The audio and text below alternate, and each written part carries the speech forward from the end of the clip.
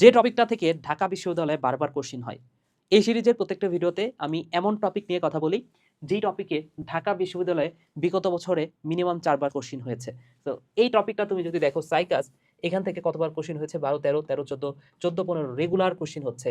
১৭, ১৮, ২০, ২১ এমনকি গত বছর কোশ্চেন হয়েছে। তো যেহেতু ঢাকা বিশ্ববিদ্যালয়ের সিরিয়াল বছরগুলোতেই কোশ্চেন হয় ২৫, ২৬ এর পরে, এই বছরও কিন্তু কোশ্চেন হওয়ার সম্ভাবনা এই টপিক থেকে অনেক বেশি। তো গত বছর যে কোশ্চেনটা হয়েছিল সেটা দিয়ে শুরু করি। সাইকাসের যে মূল সেটাকে তো বলা হয় কোরালয়েড মূল, এটা প্রত্যেকেই জানো, বা রুট টিউবারকল বলা হয় বা গৌণমূল বলা হয়। কেন এটাকে গৌণমূল বলা হচ্ছে? কারণ নস্টক অ্যান্ড অ্যানাবাইনা নামক সায়ানোব্যাকটেরিয়া দিয়ে এটার মধ্য কর্টেক্স আক্রান্ত হয়। সো এটাই অনেকে ভুল করেছো, তোমরা অনেকে জানতা না যে কোন অংশটা আক্রান্ত হয়, সেটা হচ্ছে মধ্য কর্টেক্স। এটাই গত বছরের কোশ্চিন ছিল। আচ্ছা, আরো কি কোশ্চিন হয়েছে? আর্কিগোনিয়ামের ভেতরে সৃষ্টি হচ্ছে ডিম্বাণু, এবং আর্কিগোনিয়াম তৈরি এটা কিন্তু একটা আদি বৈশিষ্ট্য নগ্নবীজ উদ্ভিদের। সাইকাসের শুক্রাণু থেকে কোশ্চিন হয়েছে।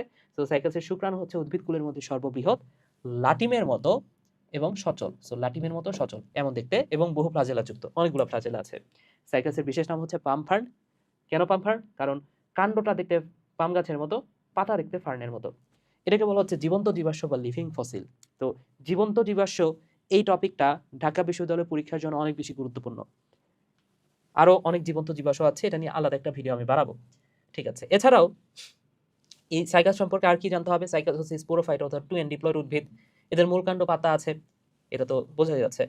এরপরে এটা পাম গাছের মতো এই গাছটা, সেটা তো এখান থেকে আমরা বুঝলাম। এবং এখানে ফল উৎপন্ন হচ্ছে না, তাই বীজটা নগ্ন অবস্থায় আছে, যেহেতু নগ্ন বীজ উদ্ভিদ। পাতা বৃহৎ, পকল যৌগিক, এবং কাণ্ডের মাথার দিকে সর্পিল আকারে সজ্জিত। এখানে পাতা দুই রকমের, একটা হচ্ছে যৌগপত্র বা পর্ণপত্র, যেটা সবুজ বর্ণের, স্বল্পপত্র বাদামি বর্ণের। কচি পাতা ভার্নেশন সার্সিনেট বা কুণ্ডলিত অবস্থায় থাকে, এবং এখানে ট্রান্সফিউশন টিস্যুটা বিদ্যমান। ওকে, সো পুংরেণুপত্র বা স্ট্রোবিলাস তৈরি করে, এবং স্ত্রীরেণুপত্র এটা কিন্তু সত্যিকারের যে স্ত্রীরেণুপত্র সেটা কিন্তু গঠন হয় না এখানে। এছাড়াও এখানে হেটারোস্পোরিক অর্থাৎ যৌন জননে এটা মেগাস্পোর ও মাইক্রোস্পোর সৃষ্টি করে, এবং এটা হচ্ছে বায়ুপরাগী। সো এই ইনফরমেশনগুলো মনে রাখলে এইখান থেকে কিন্তু কোশ্চিন হচ্ছে। সো এই টাইপের ইনফরমেশন দ্বারা সাজানো হয়েছে আমার লাস্ট অফ বায়োলজি 2.0 কোর্স। এখানে জাস্ট গুরুত্বপূর্ণ টপিকগুলো পড়ানো হবে যেখান থেকে আসলে কোশ্চেন হয়। যেখানে আমার লাস্ট অফ বায়োলজি 2.0 এই 100 পেজের এই বইটা আমি পুরাটা পড়াই দিব। তো তোমরা চাইলে এই বইটা বা এই কোর্সটা কিনতে পারো। কমেন্ট অথবা ডেসক্রিপশন বক্সে তোমরা অর্ডার লিঙ্ক পেয়ে যাবা। আর এই টাইপের আর কি ভিডিও চাও, ঢাকা বিশ্ববিদ্যালয় সম্পর্কে আর কি জানতে চাও, সেটা তুমি কমেন্ট করে জানাইতে পারো, আমি সেটা নিয়ে ভিডিও বানাবো। সবাই ভালো থাকো, সুস্থ থাকো, টাটা।